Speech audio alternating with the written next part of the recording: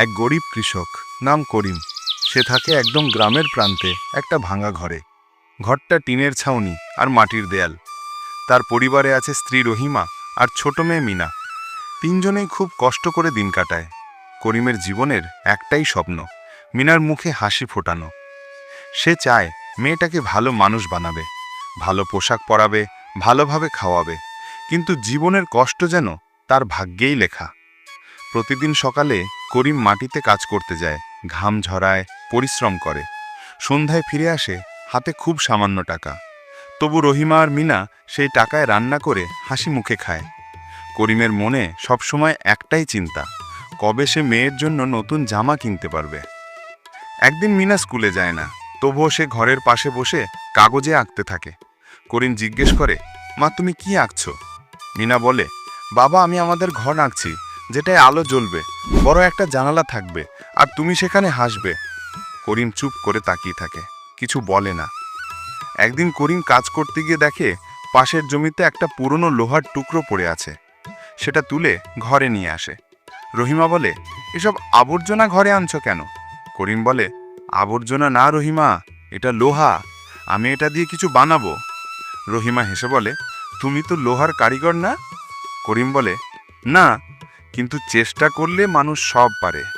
সেদিন রাতেই করিম বসে সেই লোহা ঘষে কেটে ছোট একটা আকৃতি বানায়, দেখতে যেন একটা বাতির ফ্রেমের মতো। রহিমা অবাক হয়ে দেখে। পরের দিন করিম বাজারে যায়, কিছু পুরনো তার আর ছোট বাল্ব জোগাড় করে আসে। সে বলে, আমি নিজেই আলো বানাবো মিনার জন্য। রহিমা ভাবে করিম পাগল হয়ে গেছে, এত কষ্টের পর এখন আলো বানাবে। কিন্তু করিমের মন ভাঙে না।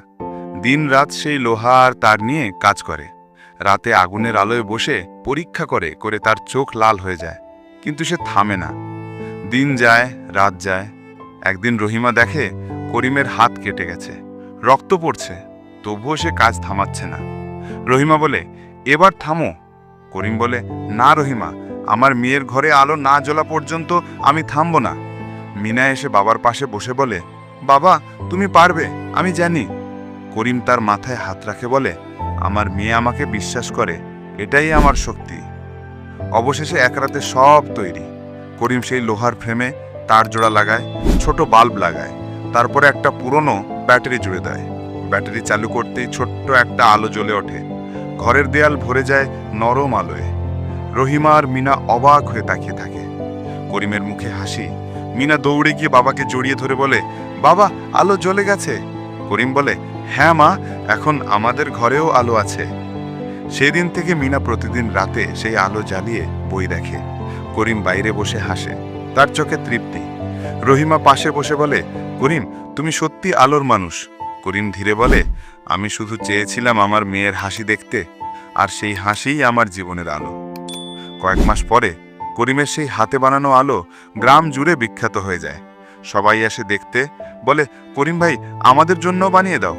করিম চুপচাপ বলে, আমি বানাবো, কিন্তু একটা শর্ত আছে। তোমরা যখন আলো জ্বালাবে তখন মনে রেখো, এই আলো যেন কষ্টে থাকা কারো মুখেও হাসি ফুটায়। ধীরে ধীরে করিম নিজের ছোট কাজ বাড়ায়, তার ঘরে আর অভাব থাকে না।